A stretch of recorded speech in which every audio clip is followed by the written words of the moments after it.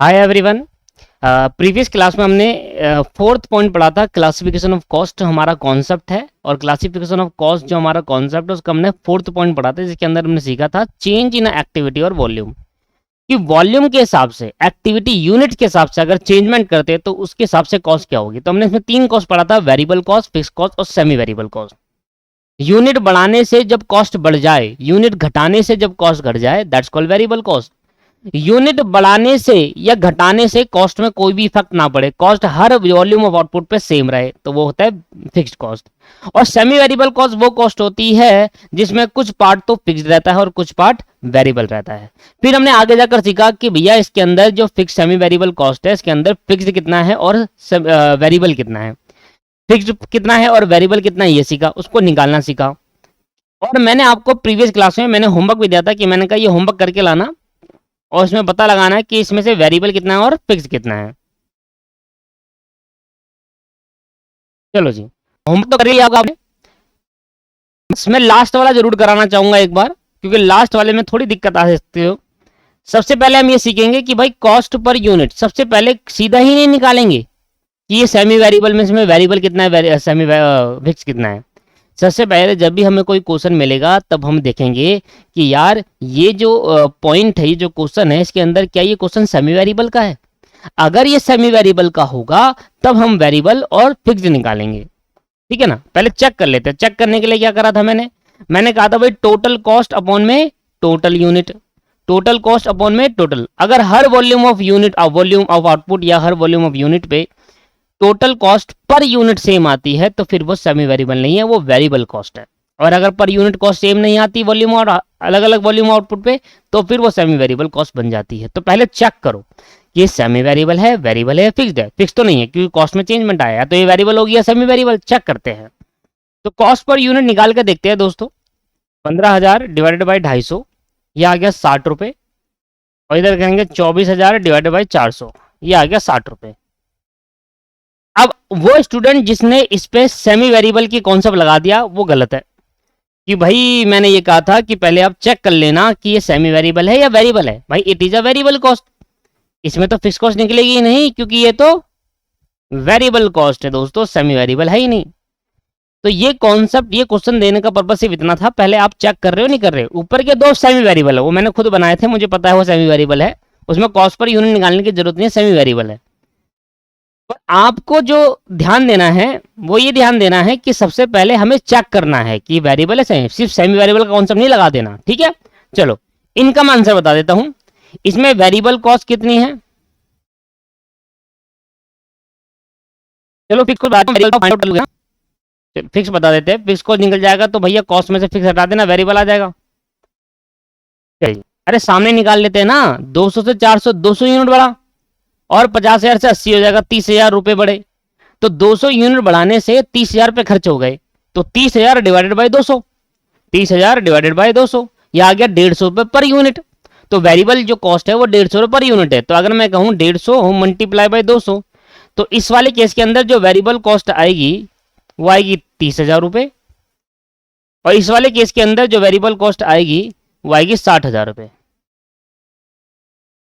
Variable हो गई, तो 30,000 इसकी, 60,000 इसकी, तो 30 में तो 20,000 इसमें से आ जाएगा और 20,000 इसमें से। आप चेक कर लीजिए, दोनों में फिक्स कॉस्ट सेम होती है, वॉल्यूम आउटपुट से फिक्स कॉस्ट को कोई भी फर्क नहीं पड़ता और सेम भी आ रही है। इसमें भी देख लेते हैं। यूनिट कितने से बढ़ाई, 1000 से, और कॉस्ट कितने से बढ़ गई, 70,000 से। तो 70,000 से कॉस्ट बढ़ी और 1000 रुपए से यूनिट बढ़ाई, तो 70 रुपए पर यूनिट आया। तो 2000 मल्टीप्लाई बाय 70, यह आ गया 1,40,000। एक घंटा यूनिट बढ़ाई 1000 से और कॉस्ट बढ़ गई 70,000, 1,000 से डिवाइड करेंगे 70 आ गया। इस क्वेश्चन में थोड़ी गलती हो गई दोस्त, क्योंकि जब हम यहाँ पर वेरिएबल कॉस्ट निकाल रहे वो 1,40 आ रही है जो कि टोटल कॉस्ट से ही ज़्यादा है। तो इसमें थोड़ी सी मिस्टेक हो गई है, इसको थोड़ा ठीक करते हैं। आपसे भी नहीं हुआ मुझे पता है, अब वो मैंने कैलकुलेट नहीं करा, ये ऐसी चीज़ मैंने बना दिया है। बाकी एक बार इसको चेंज कर लो, ये जो यूनिट है इसको 4,000 कर दो। सोचिए आपने क्या करा, आप खुद सोचो कि अगर मैं 80,000 को 2,000 से डिवाइड करता हूँ, क्वेश्चन गलत क्यों है। 80,000 को जब 2,000 से डिवाइड करता हूँ तो आता है 40 रुपये पर यूनिट। जिसके अंदर 40 रुपये पर यूनिट जो आया उसके अंदर फिक्स का भी कॉस्ट है और वेरिएबल भी है, क्योंकि टोटल क्वेश्चन निकाला। और अगर मैं चेंज निकालता हूं तो चेंज कुछ इतना ज्यादा चेंज कर दिया मैंने, जैसे 1.5 लाख ज्यादा कर दिया था मैंने, या तो इसको ज्यादा कर दो या इसको बढ़ा दो, या तो 1.5 लाख को कम कर दो या इसको बढ़ा दो। तो मैंने 40 पर यूनिट आया, और अगर मैं चेंज देखूं तो 1000 रुपये बनाया और इधर चेंज आया 70 का, तो 70 पर यूनिट का चेंज आ रहा है, जो कि टोटल कॉस्ट से भी ज्यादा आ रहा था। तो क्वेश्चन इस टाइप का नहीं बनेगा, थोड़ा ये मिस्टेक होगी क्वेश्चन में, इससे आपका नहीं हुआ होगा और कंफ्यूजन रह गई होगी। तो उसको थोड़ा ठीक करिए, इसको करिए 4000, क्योंकि जब आप टोटल ये 40 पर यूनिट है, ये तो ये भी देखते हैं कितना है, 1,50,000 डिवाइड बाई 40, 37.5 पर यूनिट है ये। तो आपका जो चेंज आएगा ना पर यूनिट, वो इनसे कम होना चाहिए। जैसे कि मैं आपको समझा रहा हूं, वैसे तो आपको इतना ज्यादा देखने की जरूरत नहीं है इसमें, मतलब हमेशा जो क्वेश्चन आएगा वो ठीक ही आएगा, इसमें थोड़ा मिस्टेक हो गई। देखो अब जरा इसकी जरा पर यूनिट कॉस्ट निकालना, इसकी पर यूनिट कॉस्ट निकालो, 50,000 डिवाइडेड बाई 200, तो ये आ गई 250 रुपये पर यूनिट कॉस्ट आई इसकी 250। इसकी जगह लो 80,000 डिवाइड बाई 400, इसकी पर यूनिट आ गई 200।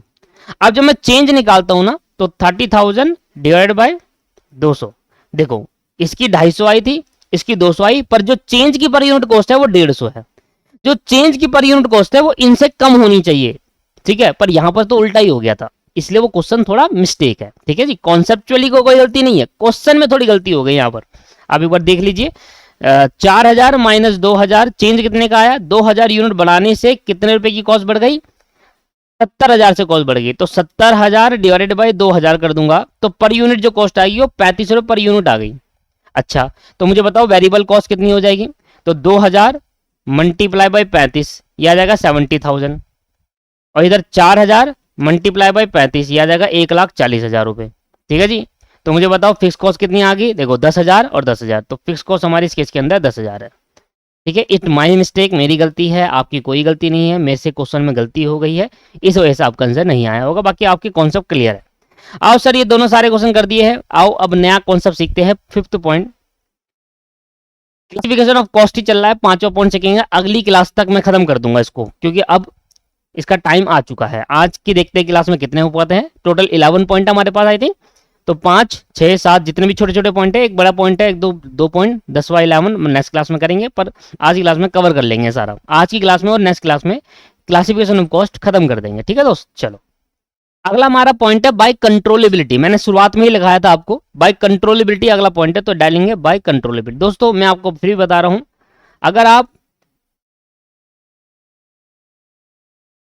एक मिनट, अगर आपने क्लास ले ली है और आप लेना चाहते हैं तो इसको एज अ डेमो मत देखिए, इसको एज अ डेमो मत देखिए। अगर आपने क्लास ले ली है या लेना चाहते हैं तो आप तरीके से, बिल्कुल सही तरीके से एक कॉपी बनाइए, पूरा अच्छे तरीके से कॉन्सेप्ट साथ साथ लिखते चलिए, क्योंकि बाद में नहीं लिख पाएंगे। ठीक है सर, ठीक है, नोट्स हाथ के हाथ होते हैं, कोई अलग से नहीं मिलते दोस्तों, नोट्स की अलग निकाल दिया, वो तो दोस्तों ये होता है कि कभी स्टूडेंट ने एक बैच खत्म हुआ, स्टूडेंट ने भाई सारे नोट्स उतार लिए, अब उसका मैं स्कैन करके पीडीएफ बना देता हूं, तो वो शेयर कर देता हूं उन स्टूडेंट को जो सेल्फ स्टडी कर रहे होते हैं, बस इतना से फर्क होता है, बाकी नोट्स तो वही होते हैं जो क्लास में लिखवाए होते हैं।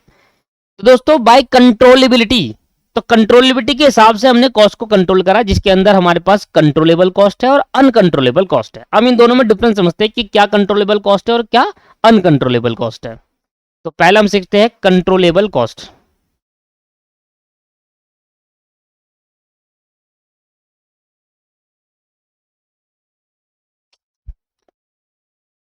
साथ साथ 1.5x स्पीड को ज्यादा मत बढ़ाइएगा, फिर नहीं समझ में आता। ठीक है, 1.5x लिमिट है, इतनी ही पे रखिएगा कंट्रोलेबल कॉस्ट। लो भाई आप कंट्रोलेबल कॉस्ट देखते हैं, लिखेंगे साथ साथ पॉइंट लिखेंगे मेरे साथ साथ। पहला पॉइंट लिखिएगा, it refers to those cost, it refers to those costs which can be influenced, which can be influenced, it refers to those costs which can be influenced by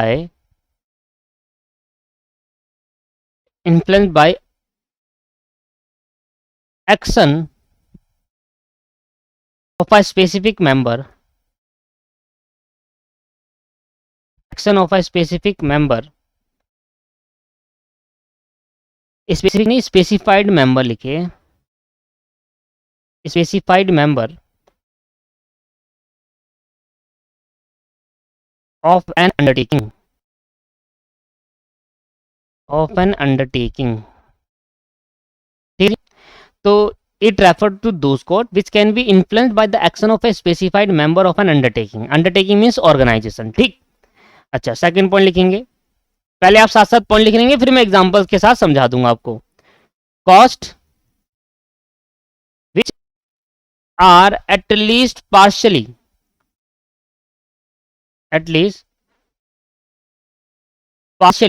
within the control of the management, within the control of the management। एक example मैं आपको दूंगा तो उस example से आपके बात clear होती चलेगी, ठीक है सर। पहले लिख लीजिए, generally all direct cost, generally all direct cost including क्या क्या, direct material, direct labour,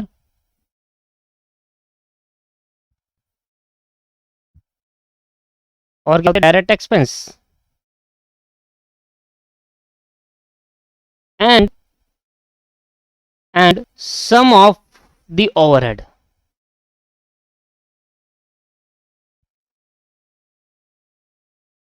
some of the overhead expense are controllable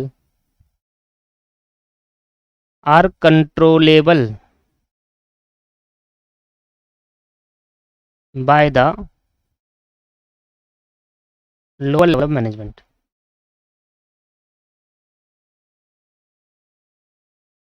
by the lower level of management, ठीक है जी, ये लिख दिया आपने। अब बी पॉइंट पे लिखिए अनकंट्रोलेबल कॉस्ट, फिर एक एग्जांपल से समझा दूंगा दोनों।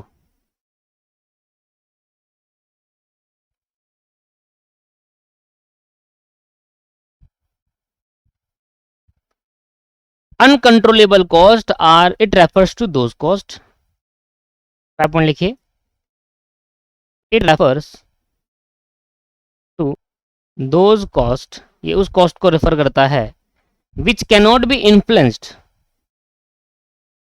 which cannot be influenced by the action of a specified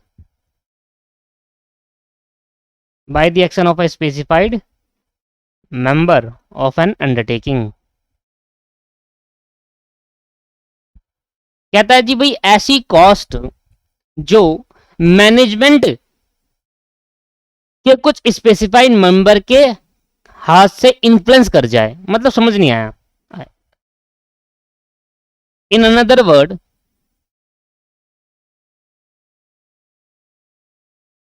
word, बस ये समझ में आ रहा है कि भाई वो कॉस्ट जो कंट्रोल करती है मैनेजमेंट वो कंट्रोलेबल हो गई, और वो कॉस्ट जो मैनेजमेंट कंट्रोल नहीं कर पाती वो अनकंट्रोलेबल हो गई।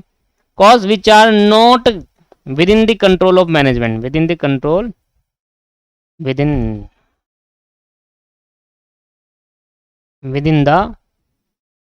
Control of management,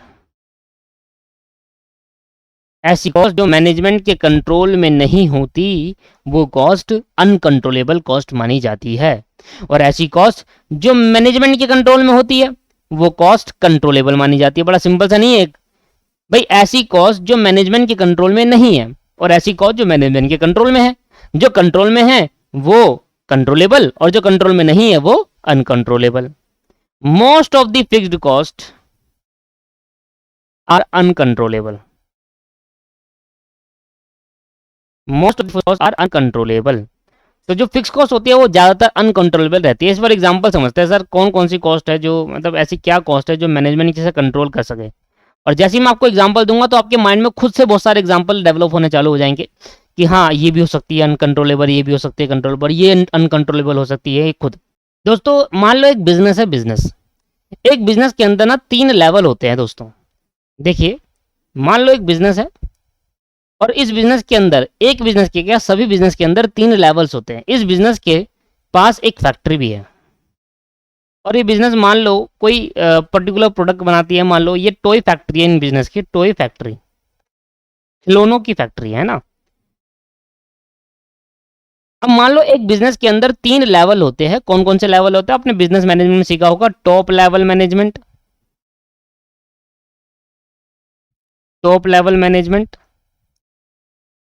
second middle level management, third lower level management. Top level management, middle level management और लोअर लेवल मैनेजमेंट, ये सीखा था ना आपने कभी बिजनेस के अंदर। टॉप लेवल मैनेजमेंट में कौन बैठा होता है आपको थोड़ा, सीईओ, ऑनर।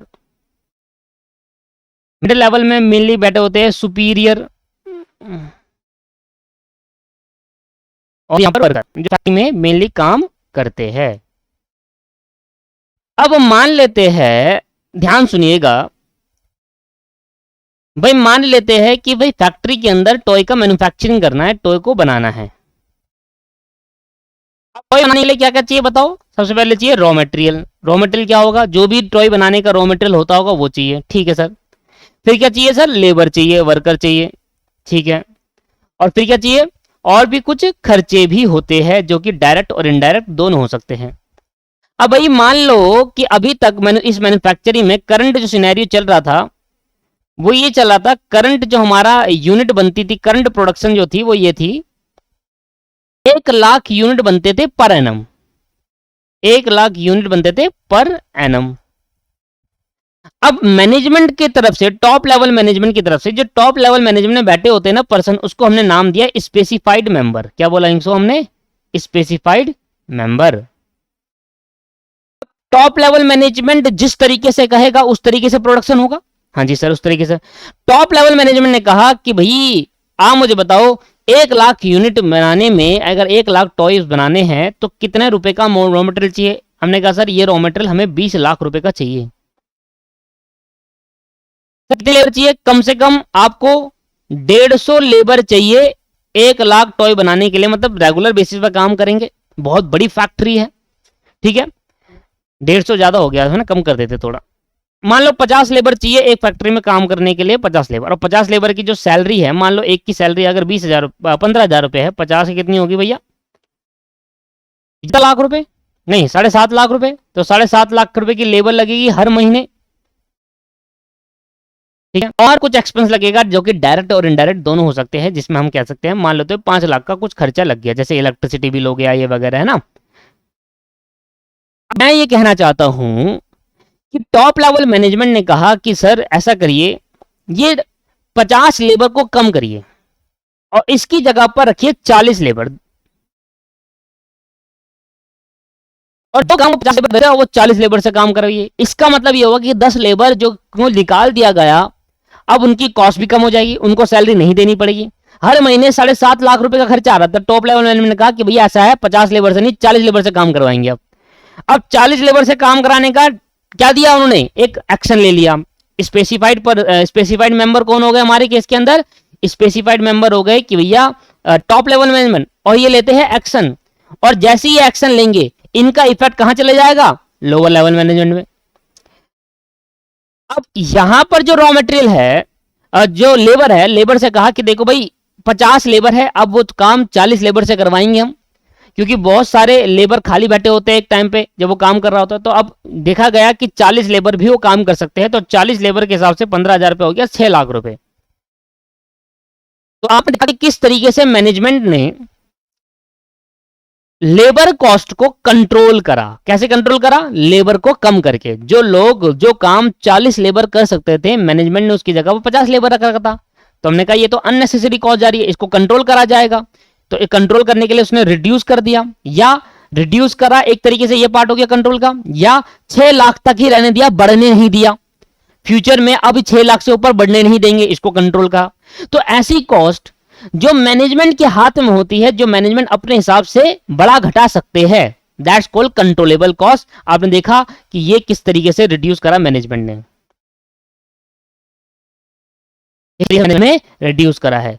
तो इस तरीके से क्या हो गया दोस्तों, कॉस्ट में कंट्रोल किया जाता है मैनेजमेंट द्वारा। पर सोचो सोचो दोस्तों कि अगर मैं इस फैक्ट्री का रेंट देता हूं, मान लो फैक्ट्री का रेंट आता है 1 लाख रुपए, तो क्या ये 1 लाख रुपए जो फैक्ट्री का रेंट है ये मैनेजमेंट के हाथ में है?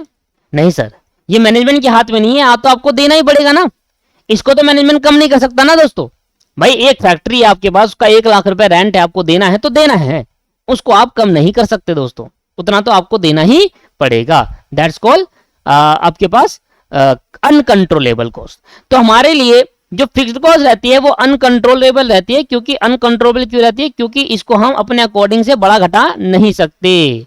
1 लाख रेंट है, बढ़ाते जाओ। हाँ, लेबर को अपने बढ़ा घटा सकते हैं, हम ज्यादा लेबर लाना चाहो ज्यादा कर लो, कम लेना लाना चाहो कम कर लो, तो कंट्रोल करते हैं। कंट्रोल मतलब जो हमारे हाथ में रहती है, ऐसा नहीं कि हम बढ़ाना है घटाना ही कंट्रोलेबल है, बढ़ाना चाहो बढ़ा सकते हैं ना, तो वो जो हमारे हाथ में रहती है, हमारे मतलब स्पेसिफाइड पर्सन के हाथ में, वो कौन होते हैं? टॉप लेवल मैनेजमेंट बैठे हुए, या सुपीरियर मिडिल लेवल में भी कभी कभी होता है, कोई कोई कॉस्ट मिडिल लेवल को भी देती है, हर चीज टॉप लेवल ही नहीं लेते। मिडिल लेवल का फिर काम क्या होगा? फिर मिडिल लेवल भी कुछ डिसीजन लेते हैं जो कंट्रोल कर सकते हैं, कंट्रोलेबल कॉस्ट मानी जाती है। फिर मैं समझा रहा हूं, कंट्रोलेबल कॉस्ट का मतलब सिर्फ रिड्यूस करना ही नहीं, बढ़ाना भी हो सकता है। ऐसी कॉस्ट जिसका कंट्रोल हमारे हाथ में रहे, हम जब चाहे उसको बढ़ा दे और जब चाहे उसको घटा दे, ये है कॉस्ट कंट्रोलेबल कॉस्ट। और ऐसी कॉस्ट जिसके हमारे हाथ में नहीं है, 1 लाख का रेंट बढ़ाना हमारे हाथ में नहीं है, घटाना हमारे हाथ में नहीं, ये तो ओनर के हाथ में है जिसका फैक्ट्री है, तो हमारे लिए वो कंट्रोल अनकंट्रोलेबल बन गया। ठीक है सर, क्लियर है? चलो, तो यहां पर हम सीखते हैं कि कंट्रोलेबल कॉस्ट और अनकंट्रोलेबल कॉस्ट क्या होती है।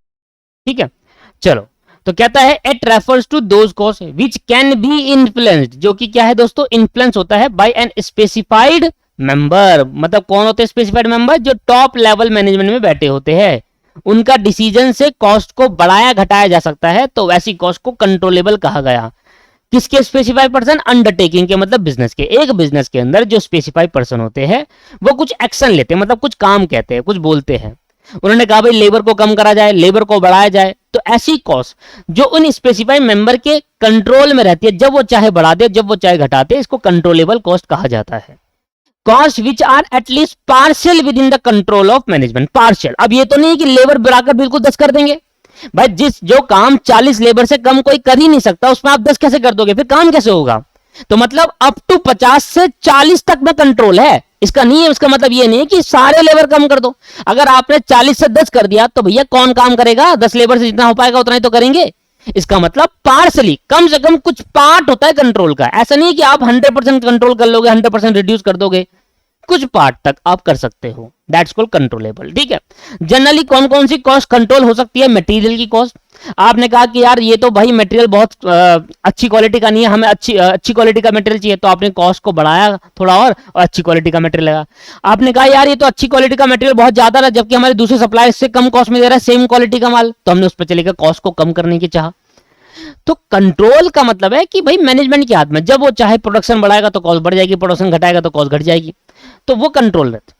तो जनरली ऑल डायरेक्ट कॉस्ट जो होती है, जैसे कि डायरेक्ट मटेरियल, लेबर की, एक्सपेंस की, और कुछ ओवरहेड की कॉस्ट भी कंट्रोल पे रहती है। भाई आप लंच पीरियड है, लंच पीरियड में बिजली का यूज हो रहा है, इलेक्ट्रिसिटी का यूज हो रहा है, अब भाई इसको बंद कर दो सारे जनरेटर, या सारे जनरेटर कह रहा हूं, सारे मशीनें बंद कर दो, सारे जहां पर आप काम नहीं कर रहे वहां के फैंस लाइट वगैरह बंद कर दो। लंच पीरियड है, आप जिस जगह पर बैठे हो उस जगह का लाइट और फैन चलाइए, बाकी जगह का लाइट और फैन मत चलिए, बाकी जगह की इलेक्ट्रिसिटी का यूज मत करिए। तो ये है कुछ कंट्रोल हो सकता है। हाँ जी, इलेक्ट्रिसिटी अगर हम बाकी जगहों को नहीं चलाएंगे, अननेसेसरी हम इलेक्ट्रिसिटी का यूज नहीं करेंगे जिसका कोई यूज ही नहीं है, फिर भी हम इलेक्ट्रिसिटी चला रखी है, तो वो अनकंट्रोल, फिर वो ऐसी कॉस्ट बढ़ती चली जाएगी। तो उसको हम कंट्रोल कर सकते हैं, मतलब कम भी कर सकते हैं, बढ़ाना चाहे बढ़ा भी सकते हैं, है ना। तो अनकंट्रोलेबल कॉस्ट, सिंपल इसका अपोजिट, कि भाई ऐसी कॉस्ट जो मैनेजमेंट के स्पेसिफाइड पर्सन के द्वारा, स्पेसिफाइड मेंबर के द्वारा बिजनेस के कोई भी एक्शन लेने से इन्फ्लुएंस नहीं करती। भाई उन्होंने कुछ एक्शन लिया, उन्होंने कुछ डिसीजन लिया, उससे इन्फ्लुएंस नहीं करेगी, वो कॉस्ट तो आनी आनी है। फैक्ट्री की रेंट, ऑफिस रेंट, ये तो आएगा ही आएगा, आप कुछ नहीं कर सकते इसमें। In other words, cost which are not within the control, not within the control of management, management के कंट्रोल में नहीं है। Most of the fixed cost are controllable, most of the fixed cost are uncontrollable. जो ज्यादातर जो fix cost होती है वो क्या होती है दोस्तों? अनकंट्रोल, उनको कंट्रोल नहीं करा। फिक्स मतलब ये तो आनी है, आप यूनिट बढ़ाओ घटाओ इनसे फर्क नहीं होता, ये तो आपको पे करनी ही पड़ेगी, मैनेजमेंट के हाथ में नहीं है। पर जो रॉ मटेरियल का कॉस्ट है वो मैनेजमेंट के हाथ में है। अगर आप यूनिट बढ़ाओगे तो ये रॉ मटेरियल भी बढ़ाना पड़ेगा, यूनिट घटाओगे तो रॉ मटेरियल घट जाएगा, तो मैनेजमेंट के हाथ में है। ठीक है सर, फिर मैं कह रहा हूं कंट्रोलेबल का मतलब ये नहीं कि कॉस्ट को कम करना, कंट्रोलेबल का मतलब ये है कि कॉस्ट को कम बढ़ाया जाए, कम करा जाए, बढ़ाना जाना ये सब मैनेजमेंट के हाथ में है, तो वो कंट्रोल है। ठीक है जी, चलिए समझ में आया एग्जाम्पल, समझ में आया कंट्रोलेबल अनकंट्रोलेबल। 6 पॉइंट पढ़ते हैं। तो 6 पॉइंट हमारा है बाय नॉर्मेलिटी। नॉर्मेलिटी के हिसाब से हमने कॉस्ट को क्लासिफाई करा बाय, जैसे अभी कंट्रोलेबिलिटी के हिसाब से करा था ना, अब नॉर्मेलिटी के हिसाब से बाय नॉर्मेलिटी। नॉर्मेलिटी दोस्तों, नॉर्मेलिटी के हिसाब से मतलब ये हुआ कि हमने कॉस्ट को क्लासिफाई करा दो भागों में नॉर्मेलिटी के हिसाब से। एक को बोला नॉर्मल कॉस्ट और दूसरे को बोला एब नॉर्मल कॉस्ट। आपने ये अकाउंटिंग में भी सुना होगा भाई, नॉर्मल कॉस्ट और एब नॉर्मल कॉस्ट, है ना। तो वो कॉस्ट में बांटा गया था, तब वहां पर सुनाई दिया होगा नॉर्मल कॉस्ट, एब नॉर्मल कॉस्ट, क्योंकि कॉस्ट में क्लासिफाई करा गया उसको बाय नॉर्मेलिटी के हिसाब से। नॉर्मेलिटी मतलब दो टाइप की कॉस्ट होती है, एक नॉर्मल कॉस्ट होती है, एक एब नॉर्मल कॉस्ट होती है। नॉर्मल देखो क्लासिफिकेशन का बेस अलग है। आप कंट्रोल के बेस पे लोगे तो कंट्रोलेबल अनकंट्रोलेबल, आप वॉल्यूम के बेस पे लोगे तो वेरिएबल, फिक्स्ड और सेमी वेरिएबल। तो क्लासिफिकेशन का बेस अलग है। अगर आप एलिमेंट्स के बेस पे लोगे तो मटेरियल, लेबर एंड एक्सपेंसेस। तो बेस देखो आप किससे, अभी आप नॉर्मलिटी के हिसाब से ले रहे हो तो नॉर्मल कॉस्ट और एब नॉर्मल कॉस्ट। ठीक है, चलिए सर लिखते हैं पहला पॉइंट। सबसे पहले देखेंगे दो पार्ट में क्लासिफाई करा इसको, नॉर्मल और एब नॉर्मल। तो नॉर्मल देखते हैं भाई, नॉर्मल कॉस्ट क्या होती है।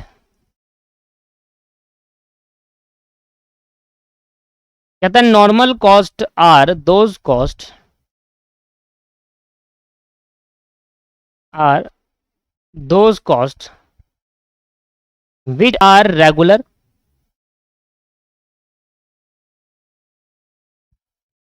और normal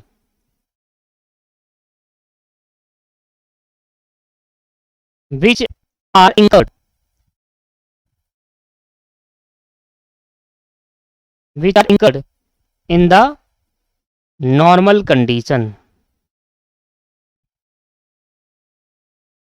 which are equal in the normal condition. So normal cost are those costs which are regular or normal in a nature and which are incurred in a normal condition. अब ये normal condition क्या है वो भी समझेंगे। फिर आगे लिखना the burden of normal cost, burden of normal cost is transferred to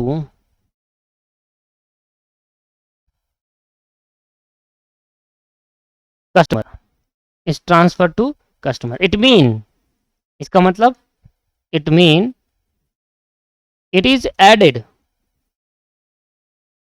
to cost of sale. It mean it is added to cost of sale. नहीं आया समझना, आएगा भी नहीं, अभी समझाया नहीं है ढंग से, अभी तो बस नोट्स लिखवा रहा हूँ। एबनॉर्मल लिख लीजिए सर आप, abnormal cost.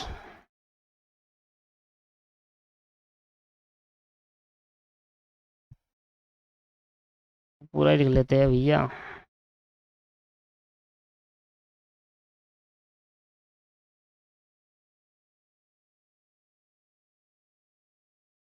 Abnormal cost are those costs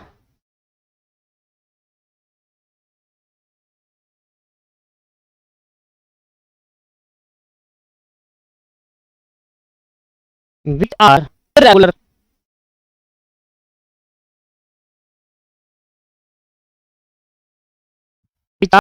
which are irregular in a nature, which are irregular or unusual, which are incurred only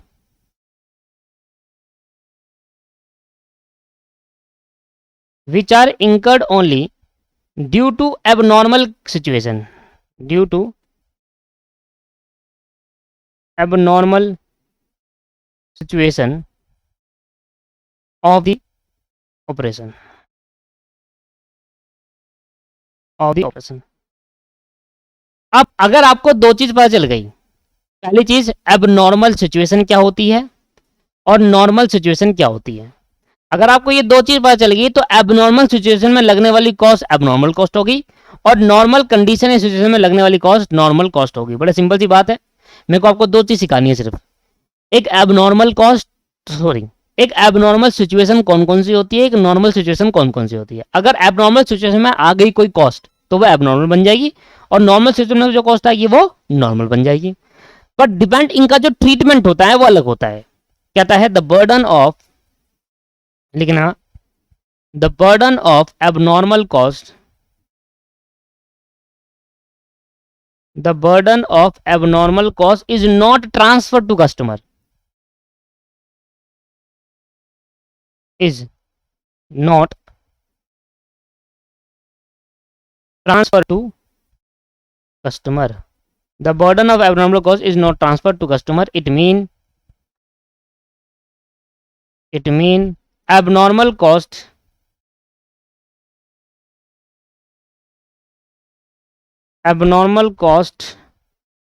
is not added to cost of sale. Abnormal cost is not added to cost of sale, but it charged to company costing P&L. But it charged to company costing P&L. Sir ये क्या मतलब हुआ भाई? सारे मतलब जो जो मैंने बातें लिखवाई है मैं सभी का मतलब समझाऊंगा, पर एग्जाम्पल के साथ। एग्जाम्पल लीजिए,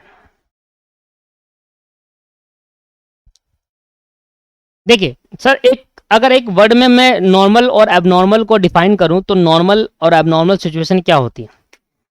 मान लो कभी आपने चाय बनाई होगी, तो चाय बनाने के लिए पानी, दूध, चाय पत्ती और चीनी मेनली ये डाला आपने, बाकी अदरक वगैरह वो अलग चीज़ें, पूरी चाय नहीं बनानी हमें। मान लो आपने एक गिलास पानी और एक गिलास दूध डाला, ठीक है, मिक्स कर दिया, चीनी डाली, पत्ती डाली। जब एक पूरा गिलास और एक पूरा गिलास पानी और जाए तो 2 गिलास चाय निकलनी चाहिए, तो चाय निकलती है कम, आधा आधा गिलास, मतलब आधा आधी चाय कम हो जाती है। कैसे होती है कम? बड़ा सिंपल सा लॉजिक है कि भाई जब हम उसको गर्म करते हैं तो वो भाप बढ़ के उड़ जाता है। अब मुझे बताओ, जब आपने एक गिलास पूरा दूध डाला और एक गिलास पूरा पानी डाला, तो दूध खरीदने पे जो कॉस्ट आई, क्या उतना आउटपुट हमें जनरेट दिया? एक गिलास दूध का एक गिलास दूध पूरा चाय बन गया? नहीं बना। ठीक, आप समझिए कि भाई क्या होता है कि जब हम कोई प्रोडक्शन कर रहे होते हैं तो प्रोडक्शन करने में कुछ वेस्टेज जो होती है, और वो वेस्टेज तो होगी, वो हमारे हाथ में नहीं है उसको रोकना। चाय बनाने पे जब मैं 2 गिलास दूध डाल दूंगा तो 2 गिलास चाय नहीं निकल कर आएगी, वो कम निकल कर आएगी, क्योंकि वो कुछ चाय भाप बनकर, कुछ चीज भाप बनकर उड़ जाएगी। जब वो पक गया, गर्म होगा, वो भाप बढ़कर उड़ जाएगा। तो जो उड़ गया क्या वो हमारे हाथ में है? नहीं। क्या हम उसको रोक सकते हैं? नहीं रोक सकते। बट सोचो, जब आपने चाय को गिलास में डाला और गिलास में, दोनों गिलास में डाला, तो आधा आधा हो गया, तो जो आधा उड़ गया वो हमारे हाथ में नहीं है। पर हमने जो चाय लेके गए और यूं गिरा दिया, चाय को, गिलास को पकड़ा और यूं गिरा दिया और सारी चाय गर्म हो गई, क्या वो हमारे हाथ में था गिराना नहीं गिराना? यस, वो हमारे हाथ में था। दोस्तों, ऐसी कॉस्ट जो हमारे हाथ में होती है, जिसका होना हमारे हाथ में होता है, वो एबनॉर्मल होती है। और ऐसी कॉस्ट जो हमारे हाथ में नहीं है, भाई मैंने 2 गिलास दूध डाला चाय बनाने के लिए, अब वो एक गिलास तो उड़ ही गया वो गर्म करते करते, अब जो उड़ गया वो हमारे हाथ में थोड़ी ना था, तो उसके लिए जो उड़ा हुआ दूध लगा उसकी जो कॉस्ट आई वो नॉर्मल कॉस्ट है। भाई जब भी हम कोई प्रोडक्शन कर रहे होते हैं ना दोस्तों, तो प्रोडक्शन करने में कुछ नॉर्मल वेस्टेज होती है, और उस पर लगने वाली कॉस्ट तो होगी, वो हमारे हाथ में नहीं है उसको रोकना। मान लो फैक्ट्री में आग लग गई, तो ये हमारे हाथ में था? ये नहीं था दोस्तों, ये हमारे हाथ में था। कैसे सर था? फैक्ट्री में आग लग जाए, अगर आप पूरा सेफ्टी से चलोगे तो फैक्ट्री में आग नहीं लगेगी। फैक्ट्री में आग लगने की वजह क्या होती है? कुछ गलतियां, नहीं तो हर फैक्ट्री में आग लग रही होती ना दोस्त। तो किसी के फैक्ट्री में आग लग रही है, किसी की फैक्ट्री में आग नहीं लग रही, ऐसा क्यों? क्योंकि उन्होंने कुछ गलती कर दी होगी जो उनको नहीं करनी चाहिए थी। तो हमारी गलती की सजा हम कस्टमर को नहीं देते, और हमारी गलती की जो सजा नहीं होती जो कस्टमर को पड़ता है। इसका मतलब आप पेट्रोल अगर आप देखोगे तो पेट्रोल जमीन के अंदर होता है। पेट्रोल को अगर आप पेट्रोल पंप में जाओगे तो पेट्रोल बाहर नहीं होता, बाहर कोई टैंक नहीं होता, पेट्रोल को जमीन के अंदर होता है। जमीन के अंदर बड़े बड़े टैंक बनाए जाते हैं, वहां पर पेट्रोल रखा जाता है। ऐसा इसलिए क्योंकि पेट्रोल उड़ता है, अगर उसको कहीं पर हवा मिल गई तो वो उड़ता चले जाएगा। अब सोचो, जब पेट्रोल आया था तो कहीं कहीं जो पेट्रोल आते हैं वो कैसे आते हैं? कहीं कहीं तो पाइपलाइन डली होती है, और कहीं कहीं जो पेट्रोल आते हैं वो ट्रक के थ्रू आते हैं, तो वो जमीन के बाहर है। तो जब वो ट्रक के थ्रू आ रहे होते हैं तो मान लो अगर 10,000 लीटर पेट्रोल है तो 9,500 लीटर ही पहुंचता है किसके पास, पेट्रोल पंप पे, क्योंकि 500 लीटर पेट्रोल उड़ जाता है दोस्तों। अगर 10,000 लीटर पेट्रोल भेजा गया है मैन्युफैक्चरिंग साइड से पेट्रोल पंप में, तो वो कुछ पार्ट उसका उड़ जाता है, क्योंकि कहीं ना कहीं से हवा पास होगी और वो उड़ जाएगा। तो या डालेंगे तब उड़ जाएगा, जब पेट्रोल जब डालेंगे तब उड़ जाएगा। तो ऐसा रहता है कि भाई कोई चीज ऐसी होती है दोस्तों जो वो नॉर्मल वेस्टेज होती है, जो होना ही होता है, वो जो हम रोक नहीं सकते। बर्फ, अब आप दुकान से बर्फ खरीद के लाओगे इतनी बड़ी, घर आपका मान लो पैदल पैदल गए तो घर आपका मान लो 1 किलोमीटर जाके दूर है, तो कुछ बर्फ तो पिघलेगी ना, क्या उसको रोकना आपके हाथ में नहीं। तो जो पिघल गई, जो बस पिघल गई वो क्या होगा, वो नॉर्मल है दोस्तों, वो नॉर्मल सिचुएशन है।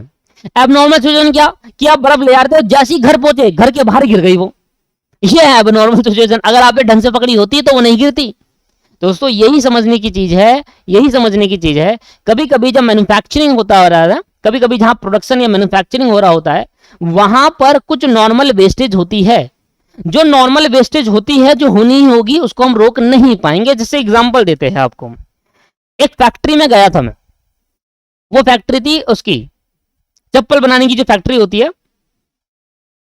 तो मान लो एक फैक्ट्री है, ये फैक्ट्री जो है मैन्युफैक्चरिंग करती है स्लीपर, चप्पल लिख देते हैं। मान लो फैक्ट्री मैन्युफैक्चरिंग करती है चप्पल की, ठीक है। अब चप्पल बनाने की जो फैक्ट्री होती है, मैंने गया था पर्सनली, मैंने देखा वहां पर, मैं जा रहा था तो मैंने देखा कि भाई कैसे बनती है, तो मैंने देखा। तो हकीकत बात है, ये झूठ नहीं बोल रहा मैं, देखा मैंने। तो क्या होता है, एक गत्ता होता है, एक गत्ता होता है, मान लो इतना बड़ा गत्ता होता है, जिससे चप्पल का जो नीचे बेस होता है ना, वो एक गत्ता टाइप का होता है, बहुत मोटा होता है। उसमें क्या होता है, मशीन आती है, मशीन में साइन होता है, ऐसे करके चप्पल किस तरीके से बनती है, और पता नहीं कैसे बनती है यार।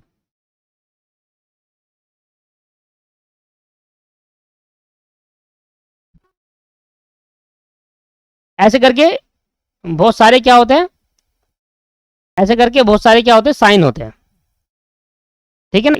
ये क्या होता है, एक गत्ता लेते हैं बड़ा, उस गत्ते में क्या होता है, मशीन का एक वो होता है, जैसे कि नोट बनाने की मशीन होती है, बिल्कुल एक्यूरेट छाप देती है, ऐसी मशीन होती है, उसके नीचे ऐसे ऐसे साइन होते हैं, बस वो ऐसे दबाती है, वो नीचे गत्ता निकल कर आ जाता है। तो सोचो, अगर आप ये चीज ध्यान दो कि भाई ये वाली चीज निकल गई, तो ये वाली चीज रह गई, ये वाली चीज रह गई सारी।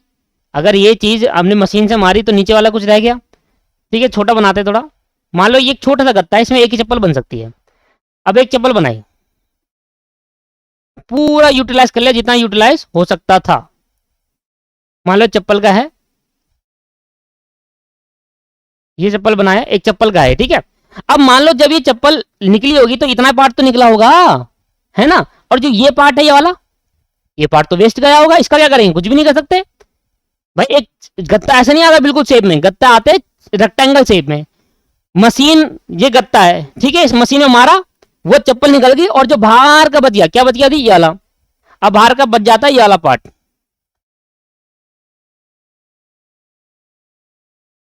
ये पार्ट बच जाता है बाहर का, इतना पार्ट बच जाता है, जो ये पार्ट बढ़ जाता है, ये तो निकल गया, ये वाला पार्ट बढ़ जाता है, और ये होता है वेस्टेज। ये होता है नॉर्मल वेस्टेज। जब भी हम कोई मैन्युफैक्चरिंग या प्रोडक्शन कर रहे होते हैं ना दोस्तों, तो कुछ ना कुछ वेस्टेज जरूर आती है। वो जो वेस्टेज होती है, वो भी कहीं ना कहीं से पैसा आया होगा भाई। ये गत्ते की जो कॉस्ट आई, इस गत्ते की जो कॉस्ट आई, मान लो ये गत्ता जो आया, मान लेते हैं इस गत्ते में बनती है 9 चप्पलें, मान लो 10 बना दी जैसे तैसे। अब ये जो गत्ता आया, मान लेते हैं 1,000 रुपए का आया है गत्ता, एक बड़ा सा गत्ता कितने का आया, 1,000 रुपए का आया। अब 1,000 रुपए में कितनी चप्पल बनी, 10। तो क्या आप इसका साइज नापोगे, कहोगे नहीं भाई 1,000 रुपए में अगर 10 चप्पल बनी है तो एक चप्पल 100 रुपए की है, तो पूरा 1,000 रुपए का बटन किसमें डाल दिया, इसमें डाल दिया, ठीक है ना। अब सोचो कि जो ये वेस्टेज आपका निकली, ये जो वेस्टेज नहीं, इसका बर्डन भी तो कस्टमर पे डाल दिया। पूरे गत्ते का प्राइस, जबकि गत्ते में कितनी चप्पल बनी है, सिर्फ 10 चप्पल, और पूरे गत्ते का प्राइस किससे चार्ज कर लिया, कस्टमर पे कॉस्ट बढ़ाकर।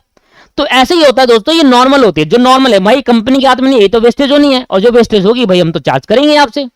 तो जब भी फैक्चर मैन्युफैक्चरिंग हो रही होती है, किसी भी चीज की मैन्युफैक्चरिंग होती है, जो नॉर्मल वेस्टेज होती है ना, जो नॉर्मल सिचुएशन में होना ही होता है, इसको हम रोक नहीं पाते, जो नॉर्मल में होगी, इसको हम रोक सकेंगे ही नहीं, ऐसी चीज को हम क्या कहते हैं, नॉर्मल कॉस्ट कहते हैं। इस पे लगने वाली कॉस्ट क्या होती है, नॉर्मल कॉस्ट होती है, जो आपके पास कस्टमर पे इसका बर्डन डलता ही डलता है। अब ये पूरा भाई गत्ते में 10 चप्पल बनी और इतना जगह यूज हुई, तो ये सारी जगह जो यूज नहीं हो पाई, ये वेस्टेज है पूरा का पूरा, ये जो वेस्टेज है पूरा का पूरा, ये वेस्टेज फेंक दिया जाता है, पर जो फेंका गया होता है उसकी कॉस्ट भी चार्ज कर ली जाती है कस्टमर से। और कैसे चार्ज करी जाती है, हम कहते हैं देखो भाई 1000 रुपए का हमारे पे गत्ता आया, उस पर 500 रुपए की लेबर लगी है ना, और उस पर 500 रुपए का अदर एक्सपेंस लग गया, टोटल हो गया 2000 रुपए। इस 2000 रुपए में बनी 10 चप्पल है, तो इसका मतलब 200 रुपए पर चप्पल हम चार्ज करेंगे। तो मतलब वो जो 1000 रुपए का जो गत्ता आया पूरा का पूरा चार्ज कर लिया आपने, भले उसके अंदर जो वेस्टेज थी। दैट्स कॉल्ड नॉर्मल जो कॉस्ट होती है, जिसको रोकना कंपनी के हाथ में नहीं होता।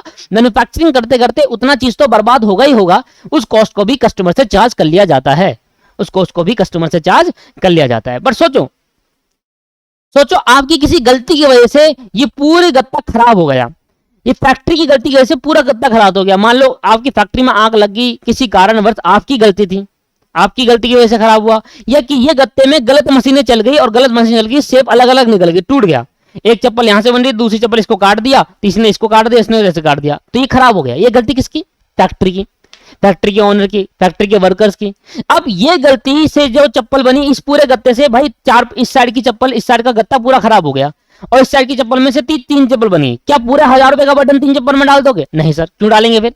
क्योंकि जब बननी चाहिए थी कितनी चप्पल, बननी चाहिए थी 9 चप्पल, और आपकी गलती की वजह से ये इतने साइड पार्ट खराब हो गया, तो उसमें 6 चप्पल का पार्ट खराब हो गया, और बाकी 3 ही चप्पल बनी 1000 रुपए में से। तो 1000 रुपए में जो 3 चप्पल बनी, 1000 रुपए का पूरा बर्डन 3 चप्पल पे नहीं डलेगा, आपकी गलती की वजह से। ये एबनॉर्मल सिचुएशन है दोस्तों, ये हमारी गलती की, इसको आप रोक सकते थे भाई, जबकि आप हर काम सही तरीके से कर रहे हो, तो ये वाले गत्ते में क्यों खराबी कर दी? तो इतना बड़े गत्ते में जब 9 चप्पल बन सकती है, आपने इतना पार्ट खराब कर दी, इसमें 6 चप्पल बनकर तैयार हो जाती, इतना पार्ट आपकी गलत हो गया, और पूरे गत्ते में से सिर्फ सही पार्ट कितना है, इतना, तो इसमें बन गई 3 चप्पलें। ठीक है जी, तो ये 3 चप्पल और 1000 रुपए का ये पूरा गत्ता आया, तो 1000 रुपए के 9 चप्पल बनती, तो 3 चप्पल कितना, उस हिसाब से चार्ज करेंगे, 1000 रुपए पूरा कस्टमर से चार्ज नहीं करेंगे। तो एबनॉर्मल सिचुएशन पे क्या होता है, जो एबनॉर्मल कॉस्ट होती है, भाई ये कॉस्ट क्या बन गई, एबनॉर्मल। अभी गत्ते में जो खरीदा मैंने 1000 रुपए का, इसे मेरे कितने हिस्से हुए, 3 हिस्से अलग कर दो। पहले 1000 रुपए को डिवाइड करेंगे भाई 10, मान लो 10 चप्पल बनती है तो 4 बन गई, तो 10 से डिवाइड करा और 4 से मल्टीप्लाई करा, तो 600 रुपए की कॉस्ट बर्बाद हो गई 6 चप्पल की, और 4 चप्पल बनी 400 की, बढ़िया हो गई। तो मतलब 1000 के 2 पार्ट कर दूंगा, वो 600 रुपए अलग कर दूंगा जिससे कोई भी चप्पल नहीं बनी, पर 600 रुपए का गत्ता लग गया, और वो 400 रुपए अलग कर दूंगा जिस गत्ते में से 1000 रुपए वाले गत्ते में से 4 चप्पल बन गई है, 4 चप्पल निकल गई है, और 400 रुपए की कॉस्ट डाल दूंगा। तो 1000 रुपए में अगर 10 चप्पल बनती है तो 6 चप्पल का बर्बाद हो गया गत्ता, 4 चप्पल बनी, तो 4 चप्पल की जो कॉस्ट आई वो तो कस्टमर से चार्ज कर लूंगा, पर जो 6 चप्पल की जो कॉस्ट हमारी वजह से बर्बाद हो गया गत्ता, वो कस्टमर से चार्ज नहीं किया जाता है, वो कंपनी का लॉस होता है। तो कंपनी अपने लॉस को अपने पीएनएल अकाउंट में शो करती है। समझ में आया क्या होता है एबनॉर्मल, क्या होता है नॉर्मल? तो कभी भी जब भी मैन्युफैक्चरिंग होता है, कभी भी जब भी मैन्युफैक्चरिंग, अब एक मान लो किसी ऐसे प्लेस पे आप गए जहां पर आपको आइस मिलती है, बर्फ मिलती है। अब बर्फ होती है, मान लो वो बर्फ लेकर आया, मान लो वो 1 टन बर्फ लेकर आया, अपनी दुकान पर रखा उसने। अब 1 टन बर्फ से कम होती चली गई, कम होती चली गई, पर वो पैसा आपसे 1 टन का ही चार्ज कर लेगा, क्योंकि बर्फ का पिघलना वो उसके हाथ में नहीं है दोस्तों। मान लो 100 किलो बर्फ लेकर आया, 100 किलो बर्फ में जब वो लेकर आ रहा था तो 10 किलो बर्फ पिघल गई, तो 90 किलो बर्फ लेके बेचेगा वो 90 किलो, पर चार्ज पूरे 100 किलो का पैसा कर देगा वो। भाई 100 किलो बर्फ जो वो खरीद के लाया एक डीलर कस्टमर को बेचने के लिए, तो 100 किलो बर्फ मान लो आ गई 2000 रुपए की, तो वो 2000 कस्टमर से चार्ज कर लेगा, और अपना प्रॉफिट तो जोड़ेगा ही, प्लस 2000 पे जो उसकी कॉस्ट लगी वो तो चार्ज कर ही लेगा कस्टमर से, भले ही वो 90 किलो रह जाए बर्फ, तो 90 किलो का बर्फ 2000 रुपए चार्ज कर लेगा। आया समझ में?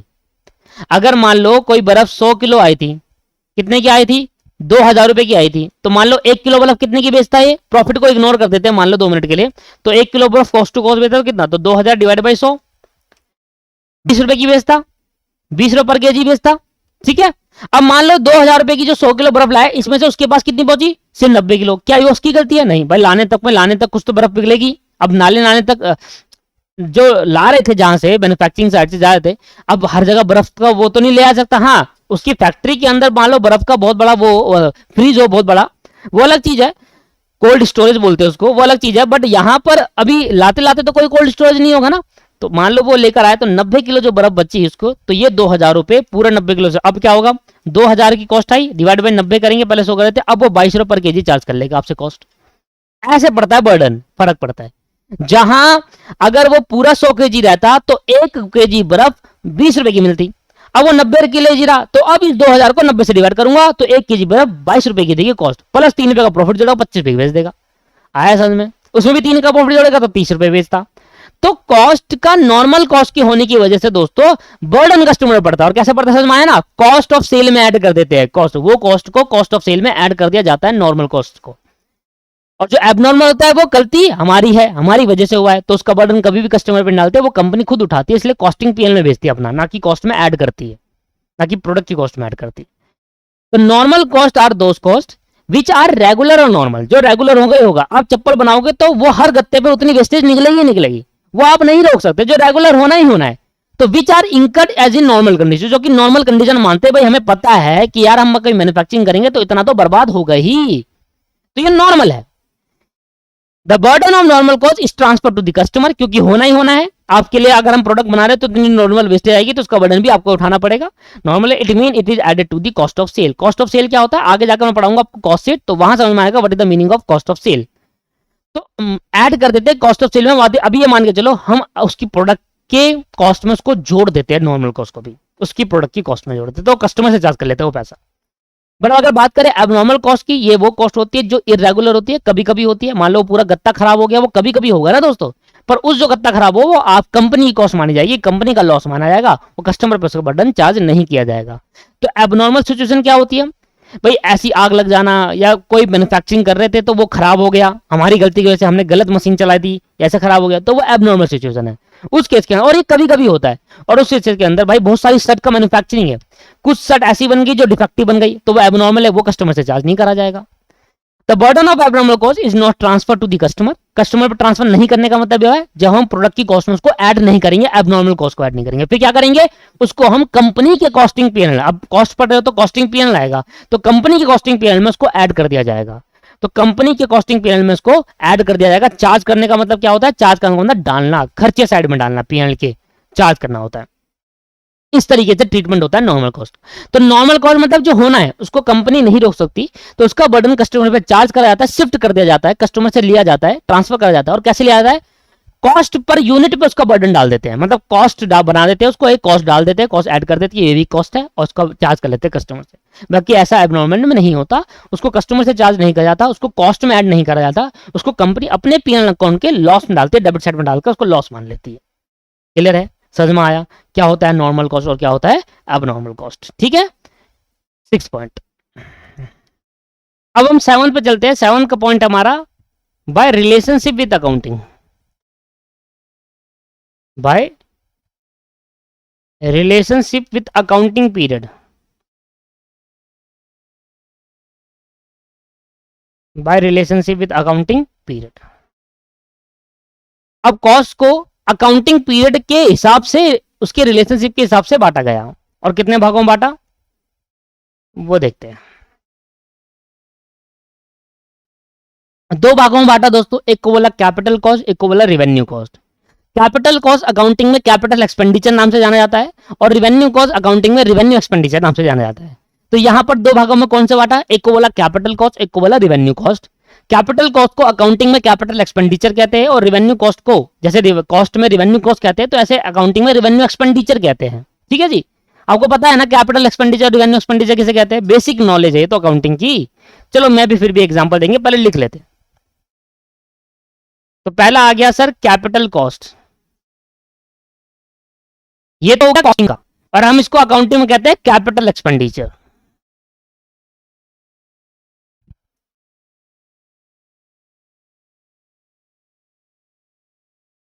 द कॉस्ट देखेंगे, the cost which is incurred,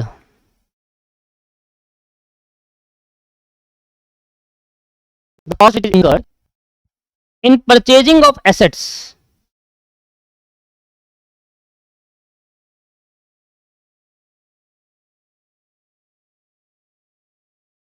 either to earn income either to earn income or to increase the earning capacity, or to increase, बोल लो, or to increase the earning capacity. बात यही है, या बोलो टू अर्न इनकम, या बोल low income earning capacity को बढ़ाने के लिए।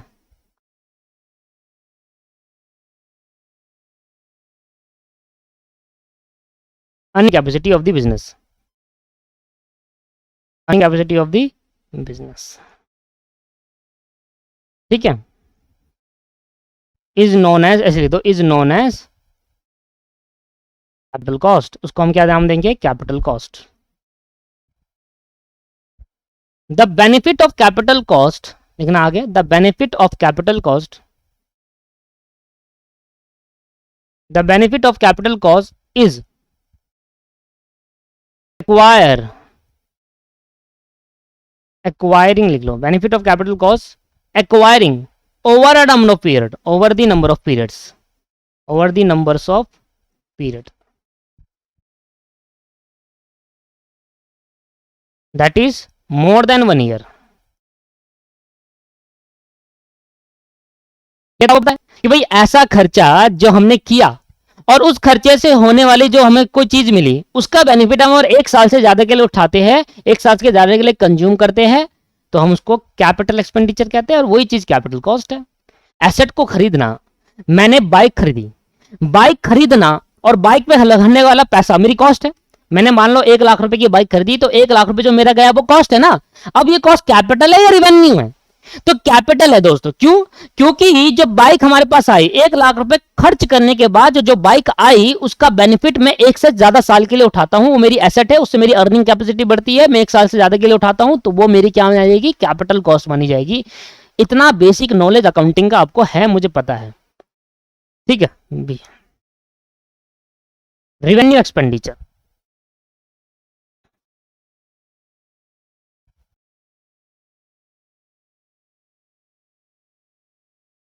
पहले रेवेन्यू कॉस्ट फिर एक्सपेंडिचर। भाई ऐसा खर्चा जिसका बेनिफिट मैं 1 साल के अंदर अंदर कंज्यूम कर लेता हूं, उसी को हम कहते थे रेवेन्यू एक्सपेंडिचर। जैसे कि क्या, आपने बाइक खरीदी, तो बाइक खरीदना आपके लिए क्या है? कैपिटल एक्सपेंडिचर, क्योंकि बाइक को हम कंज्यूम करेंगे 1 साल से ज्यादा के लिए। पर बाइक में डलवाने वाला पेट्रोल या बाइक में होने वाली सर्विस, वो क्या है? Revenue expenditure. उस पे लगने वाली कॉस्ट क्या होगी? सर्विस पे लगने वाली कॉस्ट या पेट्रोल पे लगने वाली कॉस्ट रिवेन्यू है, क्योंकि उस चीज का बेनिफिट हमने 1 साल के अंदर अंदर कंज्यूम कर लिया। समझ में आया नहीं आया? ठीक है। पर जो नोट में यहां पर लिख रहा हूं कॉस्टिंग में वही लिखना, क्या पता अकाउंटिंग का लिख दो। अकाउंटिंग का नहीं लिखेंगे, ये लिखेंगे, if an expenditure incurred in order to maintain in an expenditure incurred in order to maintain the earning capacity, in order to maintain the earning capacity, and earning capacity maintain रहे, इसके लिए जो आप खर्चा करते हो, earning capacity of the business, that expenditure is known as revenue expenditure, revenue cost, such as cost of maintaining the asset,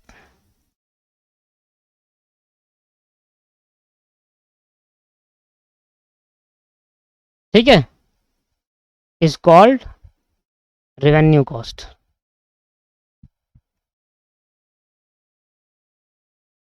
The benefit of revenue cost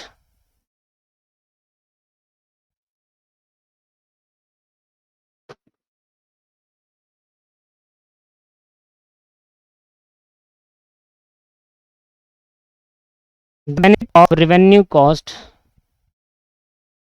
is consumed within 1 year। मैं example देता हूं, मान लो Amazon है, Amazon, ठीक है। अब Amazon का main काम क्या है? अमेजोन के साइट पर बहुत सारे सेलर है जो अपना प्रोडक्ट बेच रहे हैं। अब मैं एज अ कस्टमर या आप एज अ कस्टमर अमेजोन के साइट से कुछ प्रोडक्ट मंगाते हो, तो अमेजोन क्या करता है? वो सेलर के पास जाता है, सेलर से प्रोडक्ट लेता है, उसकी पैकिंग करता है और आपके पास डिलीवरी करवाता है। तो मेन काम अमेजोन का क्या है, सेलर से उठाकर आपके पास पहुंचाना, उस पर सेलर से कमीशन चार्ज करना। ये है अमेजोन का मेन बिजनेस कॉन्सेप्ट। अब अमेजोन ने सोचा यार देखो ऐसा है कि हमारा काम ही जब डिलीवरी करना है, मेनली काम डिलीवर करना है उनका, सेलर से उठाते हैं आपके तक पहुंचाते हैं, आपकी साइड से खरीदा होता है तो सेलर से कमीशन चार्ज करते हैं 10% ऑफ द कॉस्ट, जो भी कॉस्ट आती है आपकी है ना, उसका 10% कमीशन चार्ज कर लेता है अमेजोन।